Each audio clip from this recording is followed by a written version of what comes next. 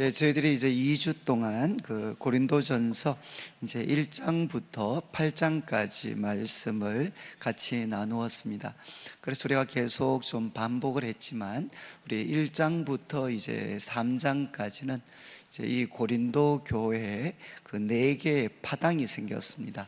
그래서 제일 첫 번째 그 교회를 개척했던 그 바울, 그래서 바울을 추종하는 그런 분들이 생겨나게 되고, 그리고 또 바울을 이어서 또 이 고린도 교회를 섬겼던 이제 아볼로라는 사람을 또 따르는 그런 분들이 생겨나고, 또 그런 와중에 이제 예수님의 그 수제자였던 베드로, 이제 또 베드로를 또 따르고 추종하는 그런 분들이 생기게 되고, 그리고 이제 마지막으로는 이것도 저것도 다 싫다, 우리는 그리스도를 따르는 사람들이다. 그래서 또 그리스도를 따르는 그런 파가 생겨나고, 그래서 고린도 교회에 4개 이렇게 파당이 생겨나서 서로 다투고 또 분쟁하고 또 혼란이 생기는 일들이 일어났습니다. 그래서 이런 그 다툼 또 파당의 문제를 어떻게 극복해야 되는가? 그래서 사도 바울께서 1장부터 3장까지 말씀을 통해 가지고 이제 하나님의 능력, 하나님의 지혜는 어디에 있나? 그것은 인간 지도자에게 있는 것이 아니라 십자가에 못 박히신 그리스도, 그리고 그 십자가의 말씀 속에 하나님의 능력과 하나님의 지혜가 있다. 그래서 첫 번째 우리가 이것을 기억해야 되고, 그리고 두 번째, 이 하나님의 지혜는 우리 인간의 이성을 초월해 있습니다. 그러니까 사람들이 볼 때는 이것은 감추어져 있고 또 비밀입니다. 그런데 이것을 누가 깨닫게 하시느냐? 그것은 탁월한 인간 그 지도자가 아니라 하나님께로부터 온 영, 이제 성령님께서 이 하나님의 지혜를 깨닫게 해 주시는 것이다. 이렇게 사도 바울께서 교훈을 주셨습니다. 그리고 이제 3장에 와서는 그 영적 지도자들의 역할이 무엇인가? 그들은 이제 심는 자이고 물 주는 자이지만, 그러나 자라게 하시는 분은 누구신고 하면 바로 하나님이시다. 그래서 자라게 하시는 하나님에 비하면 이제 심는 자나 물 주는 자는 사실은 아무것도 아니다. 이렇게 사도 바울께서 교훈을 합니다. 그리고 이제 영적인 모든 지도자들은 이 주님의 몸된 교회를 하나의 건축물에 비유를 하면 터는 예수 그리스도시고, 그리고 이제 이 터 위에 건축물을 지을 때 우리가 불에 타버리는 그런 풀이나 지프로 또 나무로 지을 수도 있고, 어떤 불에도 타지 않는 금과 은과 보석으로 지을 수가 있는데, 그것은 사람들이 평가할 것이 아니라 이제 하나님의 날, 그리스도께서 다시 오시는 날, 그분이 정확하게 평가해서 우리에게 상을 줄 것이다. 그러니까 이제 하나님께서 우리에게 주신 이런 여러 영적 지도자들은 우리가 자랑하고 추종해야 될 대상이 아니라 하나님이 우리를 위해 주신 선물들입니다. 선물들.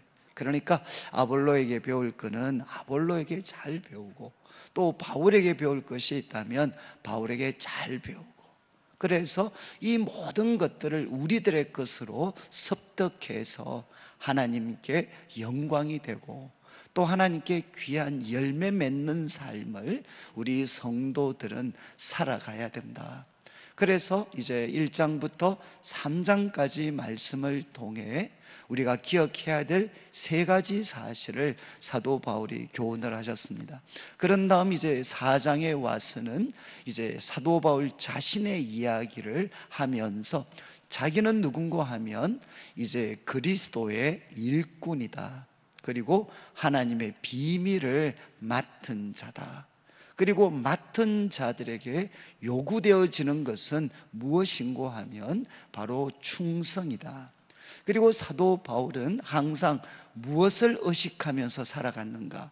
다른 사람들의 판단이나 또 자신의 판단이 아니라 바로 이제 하나님의 판단, 우리가 서게 될 그 하나님의 심판대, 하나님의 그 심판을 항상 의식하면서 살아갔다는 겁니다. 그래서 지금 이제 교만해서 파당과 분쟁을 일으키는 이 고린도 교회 성도들에 대해서 이제 두 가지를 권면을 합니다. 하나는 무엇인가 하면 기록된 말씀 밖으로 넘어가지 마라. 아무리 놀라운 영적인 체험을 하고 우리들의 삶에 놀라운 그런 성공이 찾아온다 할지라도 우리들의 삶은 항상 어디에 통제를 받아야 되느냐? 기록된 말씀을 넘어서서 안 된다는 것입니다.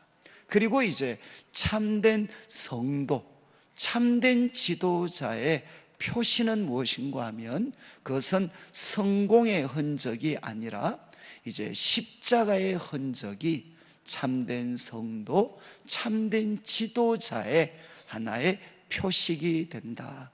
그래서 우리는 이 땅을 살면서 얼마나 성공했는가 이것을 가지고 판단하거나 그것을 가지고 스스로 높이는 것이 아니라 바로 예수님이 걸어가셨고 사도 바울이 따라 걸어갔던 그 십자가의 길, 그 십자가의 흔적을 가지는 삶이 되어야 된다. 이렇게 사도 바울은 이제 고린도 교회 성도들에게 교훈을 했습니다. 그런 다음 이제 5장부터 우리 6장까지는 고린도 교회에 있었던 몇 가지 윤리적인 문제에 대해서 사도 바울이 교훈을 했습니다. 그래서 우리 5장 말씀에는 참 이방인들이 들어도 충격적일 수 있는, 그러니까 어떤 사람이 아버지의 아내를 취하게 되는, 그래서 구약의 율법으로 하면 두 사람을 다 돌로 죽여야 될, 그리고 또 이방인들도 이거는 정말 너무 심한 죄다라고 이야기했던 그런 잘못을 성도들이 범하고, 그리고 이제 또 고린도 교회는 그것에 대해서 통한이 여기거나 그리고 또 교회의 거룩함을 지키기 위해서 그들에게 바른 징계를 행사하지 않고 사랑이라는 이름으로 그냥 용납을 하고 있었습니다. 이런 것들에 대해서 사도 바울이 책망을 하면서 우리 성도들은 그런 심각한 잘못에 대해서 들을 때 하나님 앞에 통한이 여기고, 그리고 이제 작은 그런 누룩이 온 덩어리에 퍼질 수 있다라는 것을 기억하면서 교회의 거룩함을 반드시 우리가 유지하고 지켜야 된다. 그런 뜻으로 이 잘못을 범한 사람에 대해서 주 예수의 이름으로 모여서 주 예수의 능력으로 그들을 향해 올바른 이제 권징이죠, 징벌을 할 것에 대해 사도 바울이 교훈을 합니다.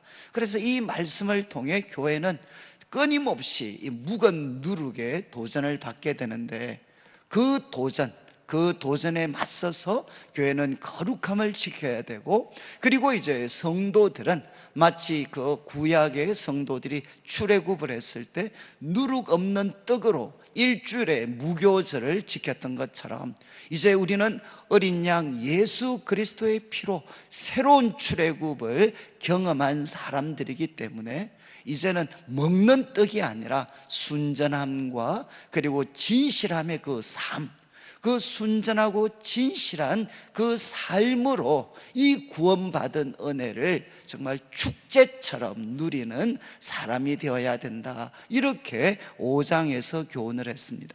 그리고 이제 6장에서는 교회 성도들 사이에 송사가 생겼을 때 할 수만 있으면 세상 법정에 가져가지 마라.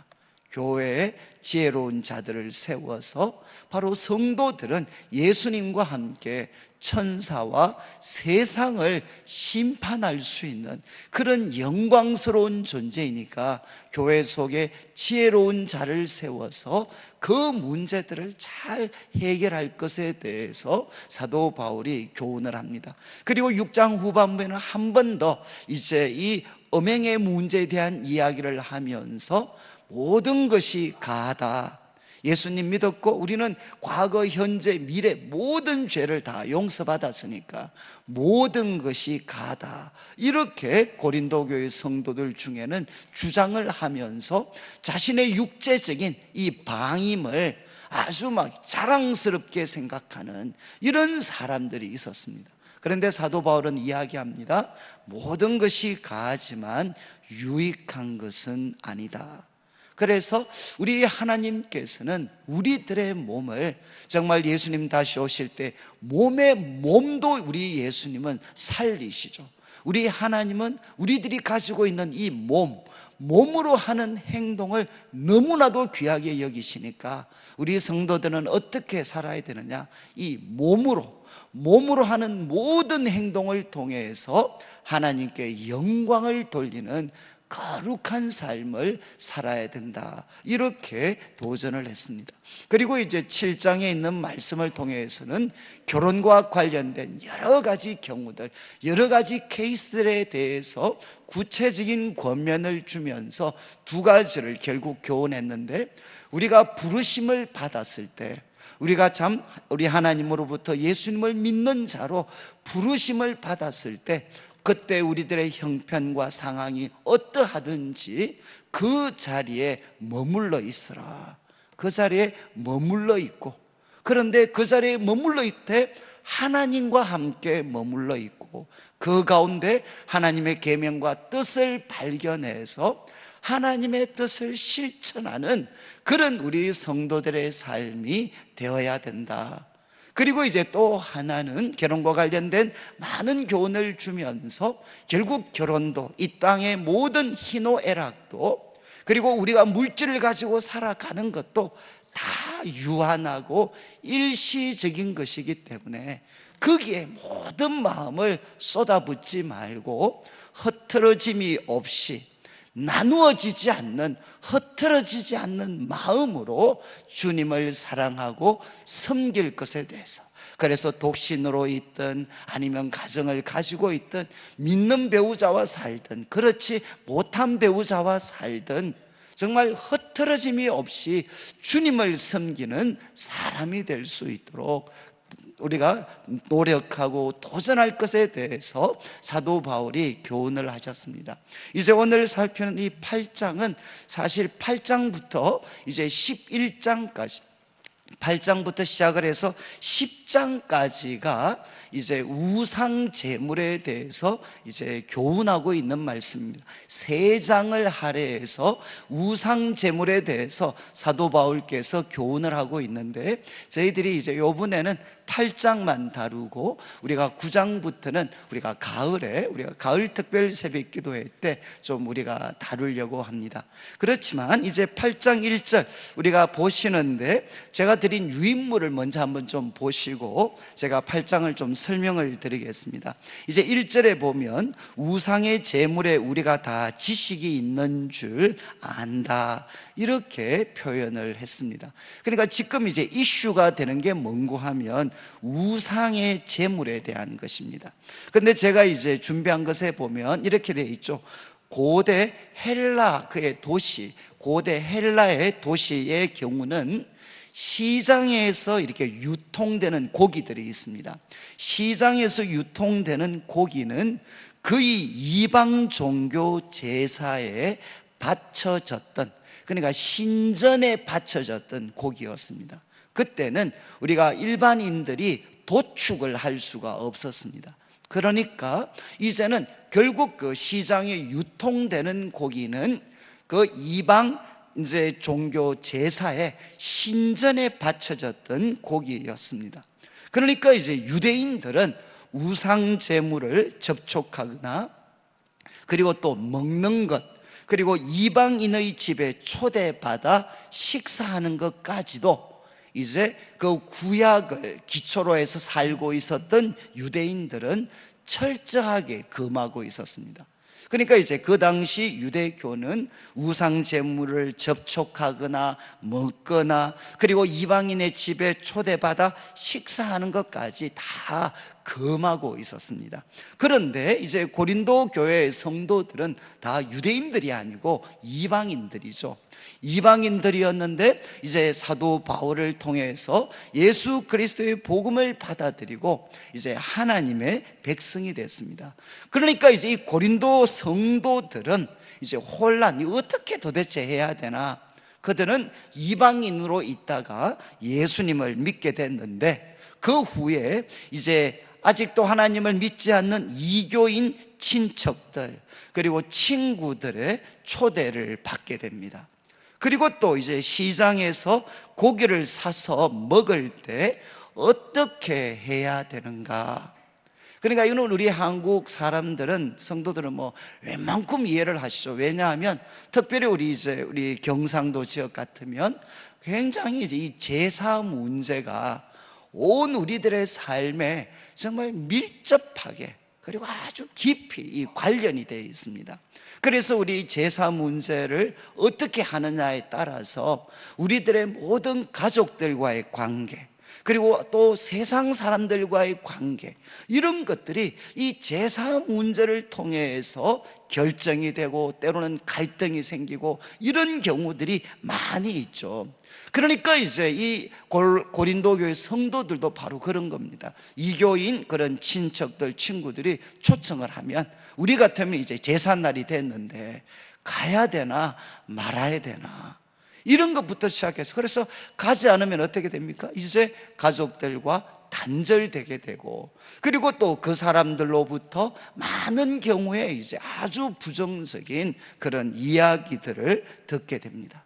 그리고 이런 생활들은 우리들의 사회생활에도 아주 많은 영향들을 끼치게 됩니다. 그러다 보니까 결국 이제 이 고린도 교회에도 두 종류의 사람이 생겨나게 됩니다. 한쪽은 뭔가 하면 이제 우리 구약의 그런 가르침들에 근거해서 이제는 우상 제물은 먹어서는 안 된다, 이거는. 그래서 그것에 대해서 철저하게 거부하는 입장을 취하는 성도들이 있게 됩니다. 그렇지만 이제 또 한쪽은 어떤 사람들이 이제 또 생겨나게 됐느냐, 소위 좀 유식하고 배운 사람들입니다. 그 사람들은 뭔가 하면 어떤 지식을 갖게 됐느냐, 하나님은 한 분이십니다. 그리고 또 우리들을 구원으로 인도하는 중보자 예수 그리스도도 한 분이십니다. 하나님만이 참 하나님이시고 나머지 우상들은, 우리가 이제 우상의 제사를 드리고 해서 섬기는 그 우상들은 하나님에 비하면 아무것도 아니라는 겁니다. 그건 아무것도 아니니까 결국 결론이 어떻게 되느냐, 그들은 하나님에 비하면 아무것도 아니니까 그들에게 제사를 드렸다고 해서 이것이 뭔가 좀 뭡니까, 이렇게 소위 막 영적으로 뭔가 그런 어떤 우리들에게 효과를 주고 이런 것이 될 수가 없다는 거죠. 정말 우상 제물을 통해서 섬기는 그 어떤 영적인 존재가 살아있고 실제 영향력을 끼칠 수 있는 그런 존재라면 그에게 드려진 그 이 제사 음식은 우리들한테 여러 가지 영향을 끼치겠지만, 그러나 그 우상, 우리가 제물을 통해서 섬기는 그 우상, 그 신들은 하나님에 비하면 아무것도 아니다, 그것은 존재하는 것도 아니다. 그러면 어떻게 되죠? 그에게 드린 이 제사 음식이라는 것은 아무 의미가 없다는 겁니다. 일반적으로 먹는 음식이나 그 어떤 제사를 통해 섬기는 신이 없는데 그에게 드린 이 음식이 무슨 영적인 의미가 있을 수 있느냐? 이건 아무것도 아니다. 이거는 우리가 접하는 음식과 일반 음식과 똑같은 거다, 이런 지식을 갖게 됐습니다. 그러니까 그들은 어떻게 됩니까? 우리가 과거에 섬겼던 그 우상신들은 없는 거니까, 그는 아무런 영향도 못 미치는 거니까 그에게 드렸던 이 음식, 이 우상 제물 먹어도 우리들한테 아무 영향을 끼치지를 못한다, 이런 지식을 갖게 되고 그것을 행동에 옮기는 사람들이 나타나게 됐습니다. 그러니까 지식을 통해서, 소위 올바른 지식을 통해서 이 사람들은 자유를 갖게 되고, 그리고 그 자유에 어울리는 이제 행동들을 하게 됐습니다. 그러니까 교회 모임은 어떻게 되죠? 이제는 분란이 일어나는 겁니다. 이제 지식을 가진 사람들은 뭐 우상 신전에도 자유롭게 들어가요. 아니, 그런 우상은 존재하는 게 아닙니다. 그리고 또 거기에 들여진 음식은 우리들의 영적인 삶에 아무런 영향도 미치지 못하는, 그는 실제하지 않는 것일 수 있고, 그리고 뭐 실제한다 하더라도 그는 하나님과 비교하면 아무것도 아니라는 거죠. 그러니까 그들은 마음껏 신전에 참여해서 음식을 먹습니다. 그러니까 또 한쪽은 뭡니까? 사람들 마음에는 정말 이렇게 어릴 때부터 그 제사의 분위기에서 살아왔으니까 그 제사에 참여하고 떡을 먹는다는 것은 동시에 무엇이냐? 그 신을 섬기는 거하고 뗄래야 뗄 수 없는 이해를 가진 사람들은 어떻게 되죠? 아니, 저 사람들 잘 믿는 줄 알았는데 저게 뭐야 도대체? 그리고 또 어떤 사람들은 그 사람들을 보면서 자기 마음으로는 그걸 감당하지 못하지만 소위 흉내내는 사람이 나옵니다. 흉내내는 사람.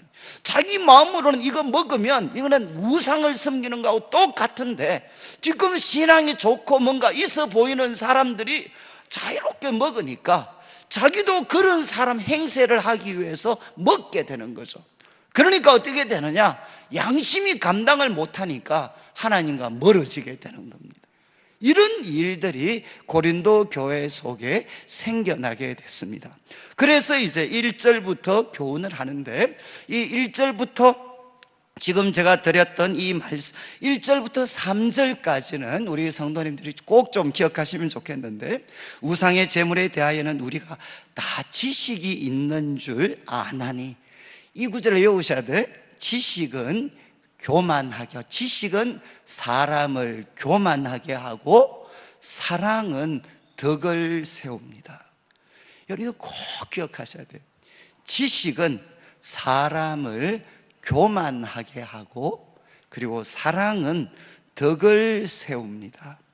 그러니까 2절 말씀, 만일 누구든지 무엇을 아는 줄로 생각하면, 그래서 나는 지금 이제 지식을 가졌다, 우리를 자유로 이끌 수 있는 지식을 가졌다, 그래서 무엇을 아는 줄로 생각하면 뭐라고 했습니까?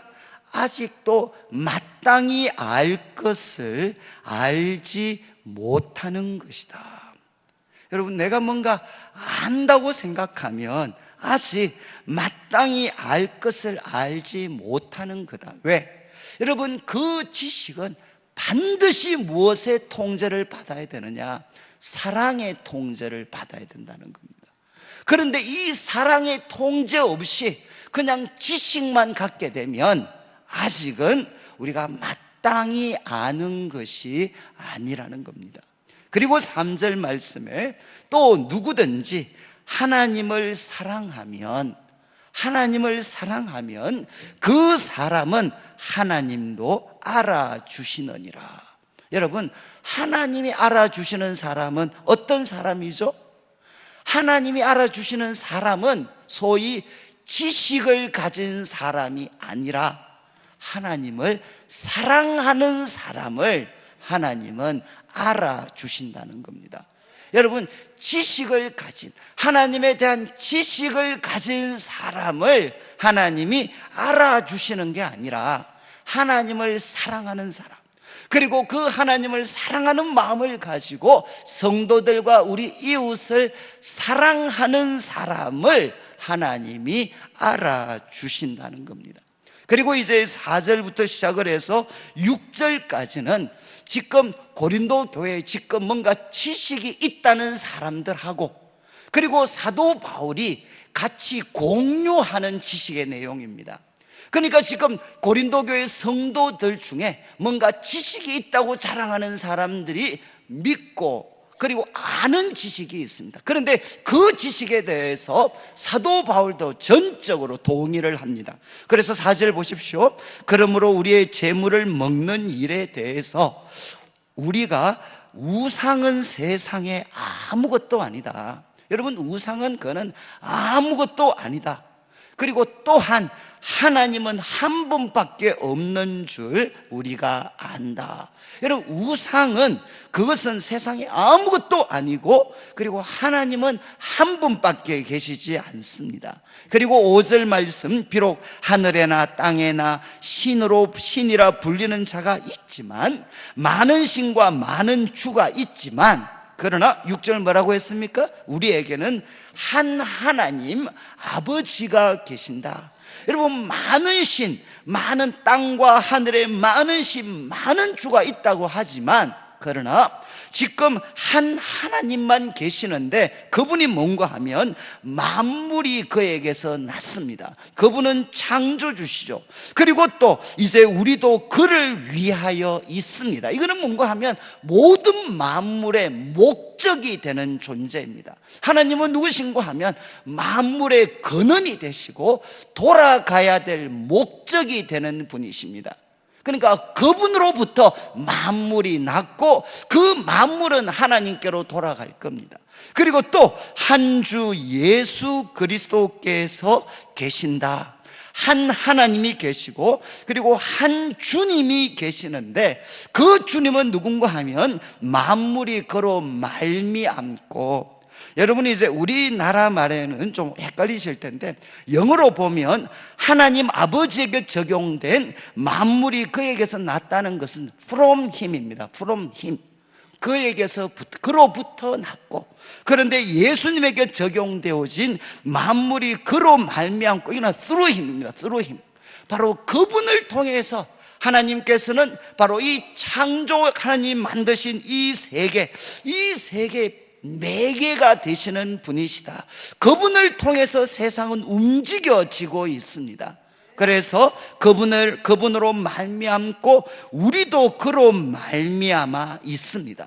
예수님의 구속 사건을 통해서 우리는 어떤 존재가 되었느냐? 하나님의 새로운 피조물이 되었고 새로운 창조가 열려지게 되었습니다. 그래서 바울은 이야기합니다. 지금 지식이 있는 사람들, 고린도 교회의 지식을 가진 사람들이 믿고 있고 알고 있는 내용에 대해서 이제 사도 바울은 긍정합니다. 맞습니다. 하나님은 한 분이십니다. 그리고 또 그리스도 주님도 한 분이십니다. 그리고 이 세상 사람들이 많은 주, 많은 그런 신을 섬기지만 그것은 아무것도 아닙니다.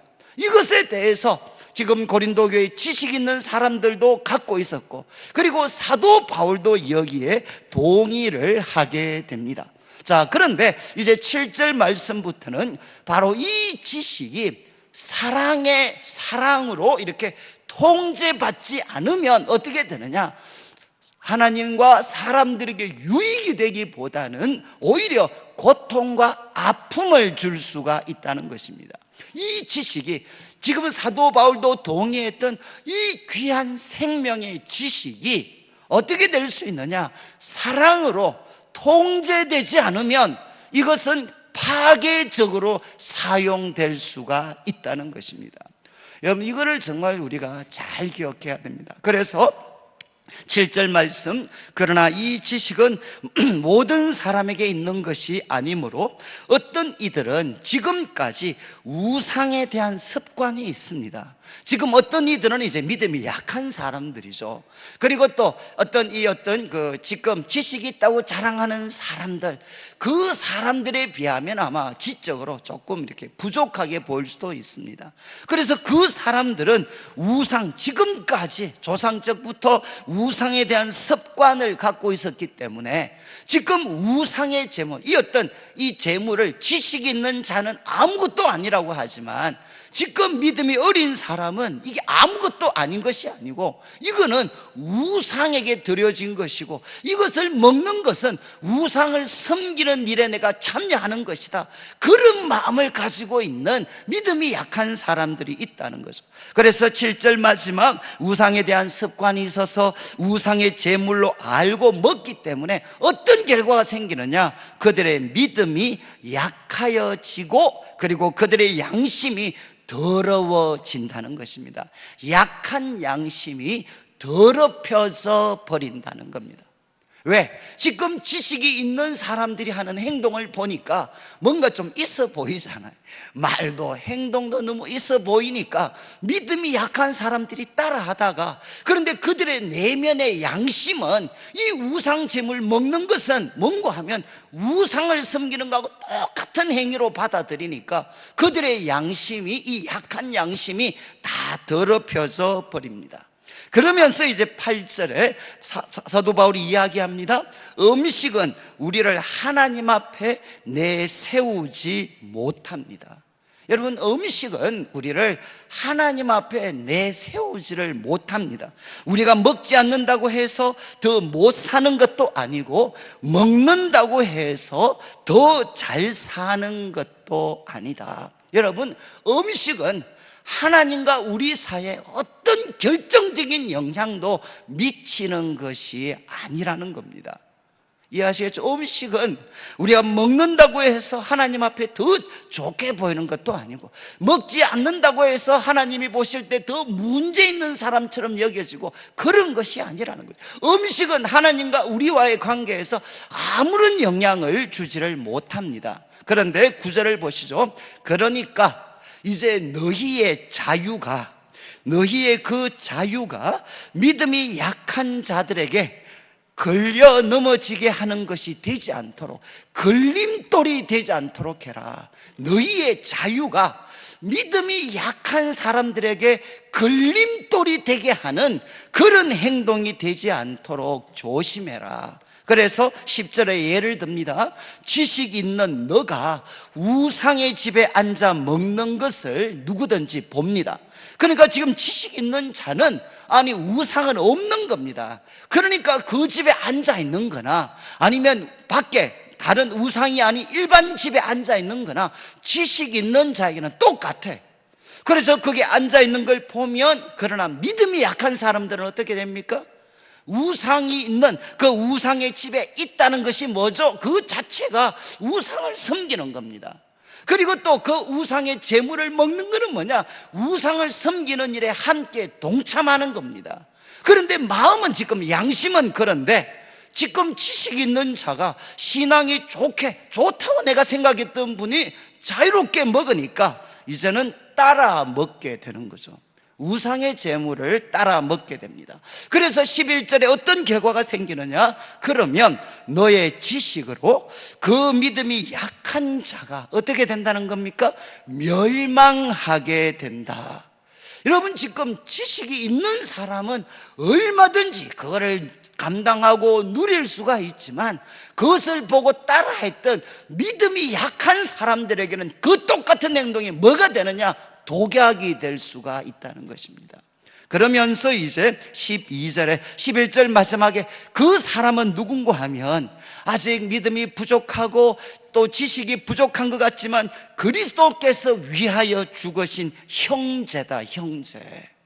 그리스도께서 위하여 죽으신 형제를 너의 그 자유, 사랑을 통해서 통제되지 않는 너의 그 지식, 그 자유가 그리스도께서 위하여 죽으신 형제를 지금 망치고 있다는 것입니다.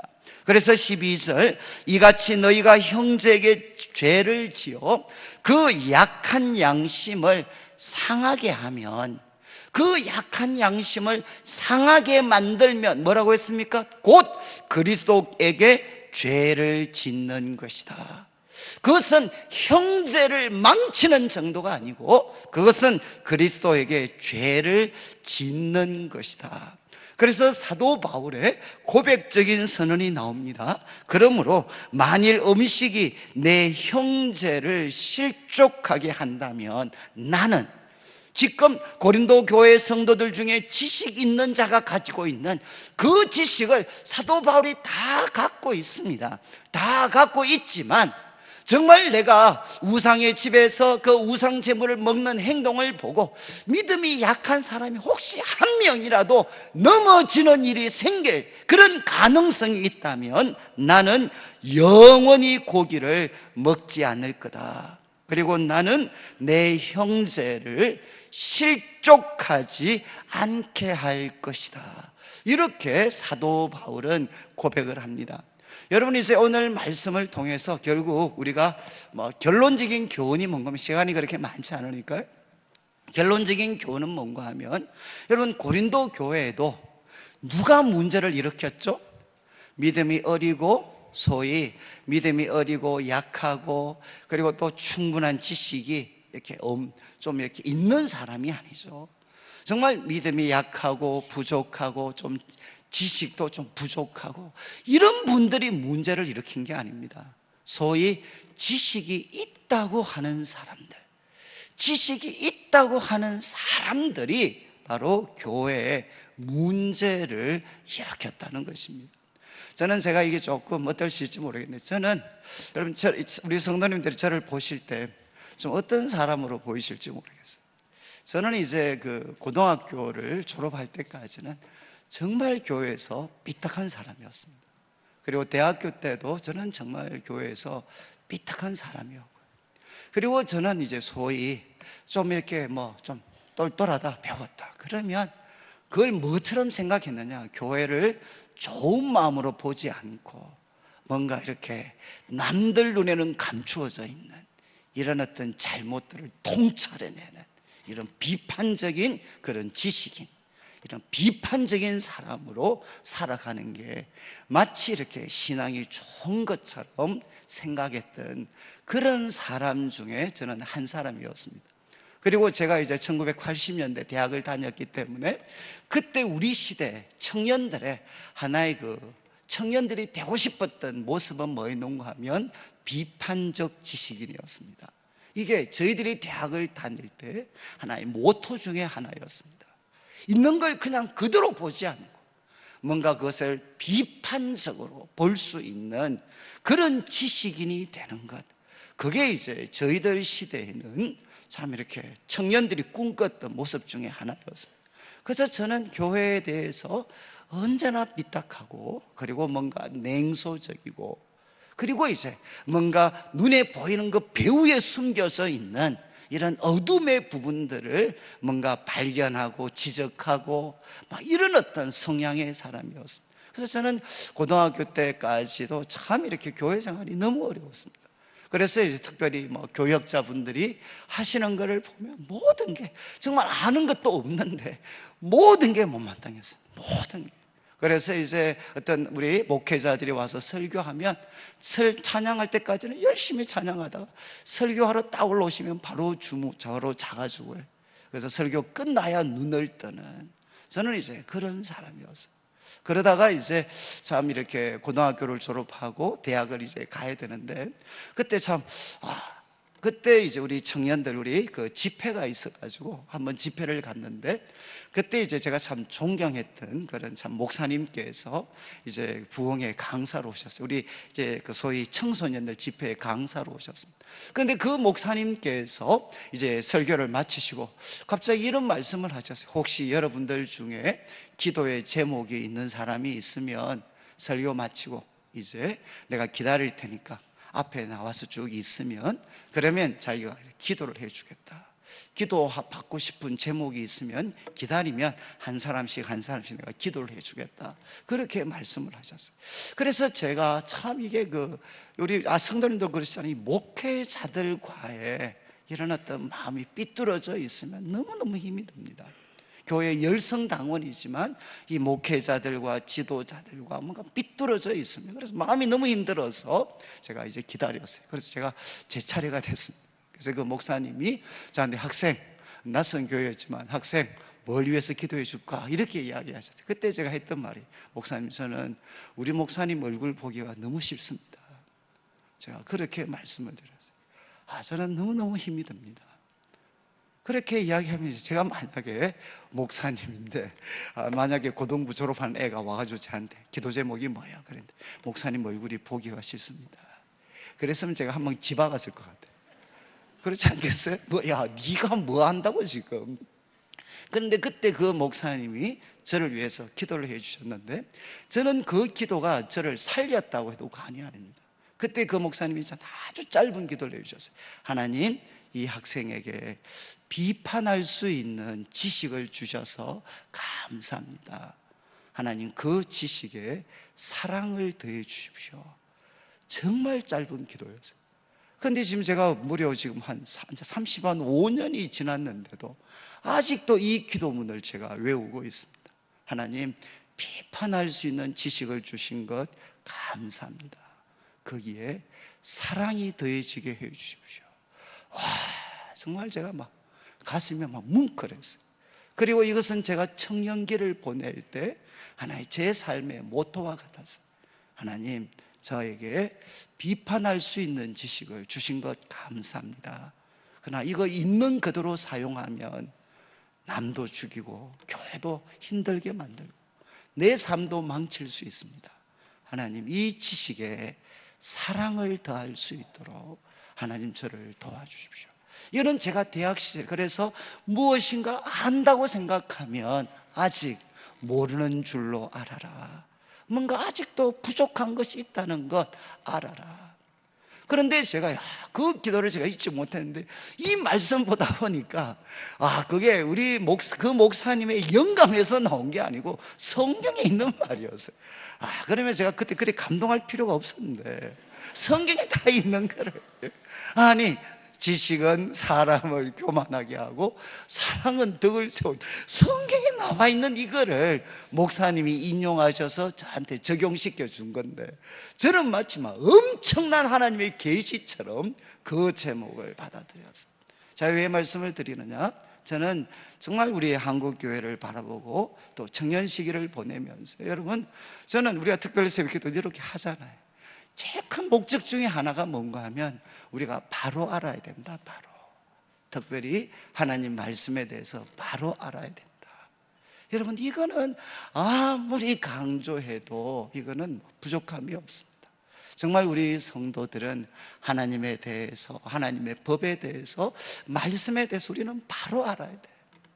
그러니까 사단은 우리로 하여금 이 하나님의 진리, 말씀을 못 배우도록, 알지 못하도록, 지식을 못 갖도록 막을 수 있어요. 그런데 이 지식을 갖게 됐습니다. 이제 눈이 밝아졌어요. 하나님에 대해서, 교회에 대해서, 세상에 대해서, 우리 성도들에 대해서 말씀을 통해 눈이 열렸어요. 그러면 저는 문제가 자동적으로 해결되는 줄 알았어요. 근데 그때 마귀의 작전이 바뀐다는 거죠. 그때 첫 번째 마귀는 우리가 하나님 말씀에 대한 바른 지식을 못 갖도록 막지만, 이 말씀 받아서 바른 지식 갖게 되면, 그러면 사단이 포기하는 게 아니라 작전을 바꾼다는 거죠. 그 내용이 뭐겠습니까? 바로 우리를 잘못 쓰게 만든다는 거예요. 그 지식을 사랑으로 덕을 세우는 데 사용하지 않고, 그 지식 때문에 마음이 교만하여져서 이 귀한 하나님에 대한 지식을 사람을 살리는 데 쓰지 않고 오히려 믿음이 약한 자들을 넘어뜨리고 내 자신을 높이는 데 사용할 수 있는, 나에게도 남에게도 교회에도 파괴적이 될 수 있는데 사용할 수 있는, 그렇게 이 지식을 잘못 사용하도록 마귀는 우리를 부추긴다는 거예요.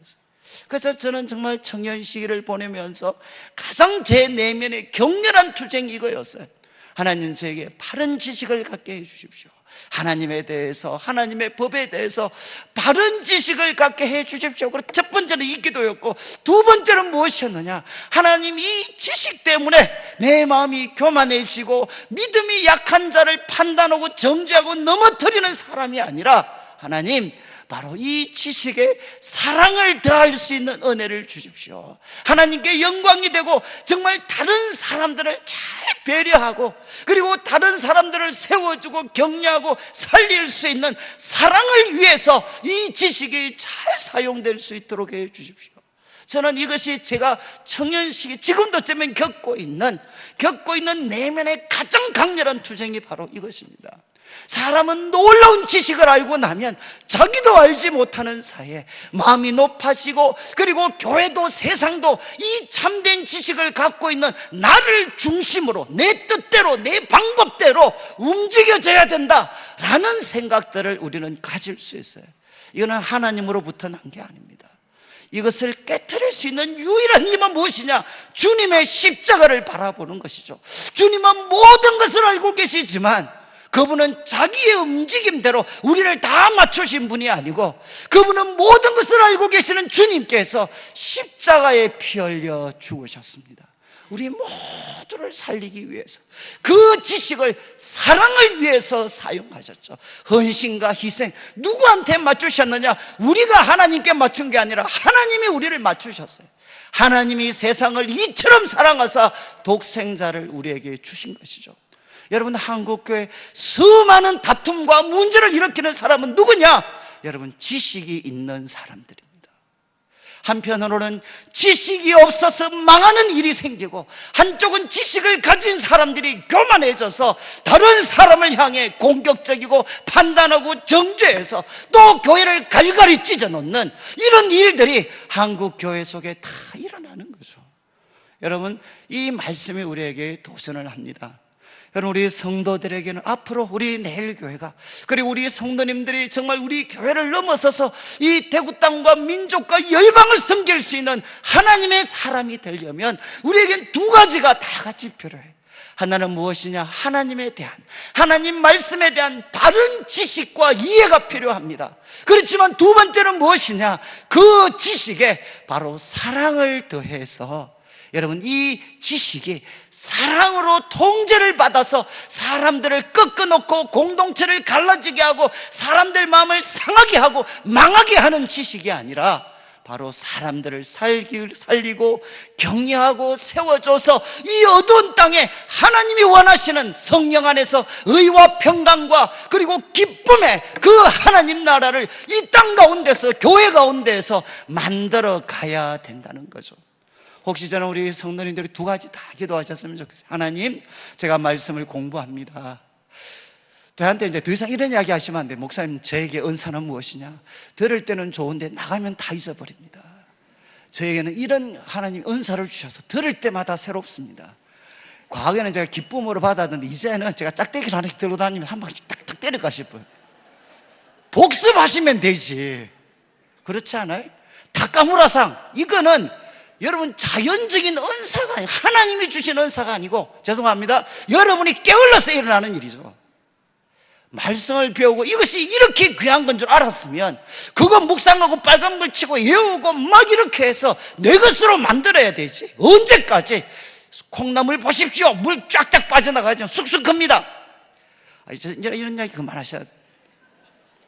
저는 우리 성도님들이 하나님 말씀에 대해서 바른 지식, 정말 바른 지식을 가지고 거기에 바로 사랑이 더해져서, 저는 정말 우리 성도들이, 여러분, 우리 성도들이 말씀과 진리와 사랑으로 무장되어야만 여러분 우리 가정에 희망이 있습니다. 이 두 가지 중에 어느 것 하나도 빠져버리면, 진리가 강하면 어떻게 되냐? 사람이 숨을 못 쉽니다. 방탕해집니다. 그리고 사랑만 있으면 거기는 통제할 수가 없어요. 교회는, 우리 성도들은 진리와 사랑을 가져야 돼. 그래야 우리 가정을 아름답게 하나님 나라로 세워갈 수 있고, 주님의 피로 값주고 사신 교회를 바로 하나님이 기뻐하시는 세상의 빛으로 우리가 세워갈 수 있고, 그리고 이 병들고 있는 이 시대를 진리와 사랑으로 무장한 하나님의 사람들만이 새롭게 치유하고 살리실 수가 있습니다. 저는 우리 성도님들이 바로 하나님이 주신 이 지식에 사랑을 더하셔서 하나님께 영광이 되고 세상을 복되게 하는 그런 귀한 삶 살아가시고, 그리고 이제 이거 다 이렇게 집에 가져가시면, 지금 다 모으셨던데 정말 감사하긴 한데, 또 이거 나중에 바로 한 번도 안 보고 쓰레기통으로 넣지 말고 이사 가실 때 그래도 한번 계속해서 반복해서 익히셔가지고, 고린도전서 1장 8장까지의 말씀은 이런 말씀이에요. 이 하나님 말씀 복습하면 복습할수록 어떻게 되느냐? 정말 그 진국, 하나님의 사랑 이런 거구나, 하나님의 비밀이 이런 거구나, 하나님의 세계가 이런 거구나. 저는 우리 성도님들이 정말 한번 이 말씀 진짜 깊이 보배처럼 간직하고 묵상하고 되새김질해서 우리 성도님들이 참 주님의 몸된 교회를 아름답게 지켜가고, 우리 교회도 거룩과 사랑과 진리로 가득 차서, 저는 참 우리 내일교회가 부족하지만, 여러분, 제가 요즘 연합 활동 때문에 제가 이제 뭐 대구 지역에 여러 목사님들 만나는데 정말 그분들 표현대로 산간벽지에 계시는, 산간벽지에 있는 교회를 섬기시는 목사님. 그러면서 또 그 다음 말씀이 더 충격적이죠. 산간벽지에 있는데도 공기가 안 좋은, 아시겠어요? 산간벽지에 있으면 공기라도 좋아야 되는데, 이거는 우리는 산간벽지에 있는데도 공기도 안 좋은, 그래서 모든 소위 말해서 이제 별로 좋지 않는 조건은 다 갖고 있어요. 그렇지만 여러분, 제가 이번 주일 설교가 되는데 바로 이런 갈릴리 같은 곳에서 우리 세상을 살리는 예수님의 제자들이 일어나야 되지 않겠습니까? 그래서 저는 우리 교회가, 저는 개인적으로 그 꿈은 뭐 포기할 수가 없어요. 저는 우리 교회를 향해서, 우리 교회를 가지고 저는 대구 땅을 저는 앞으로 바꾸어 갈 거라고 저는 믿고, 하나님, 그리고 우리 교회를 바라보면서 저는 민족에 대한 변함없는, 포기하지 않는 꿈을 저는 우리 교회를 섬기면서 저는 갖고 있습니다.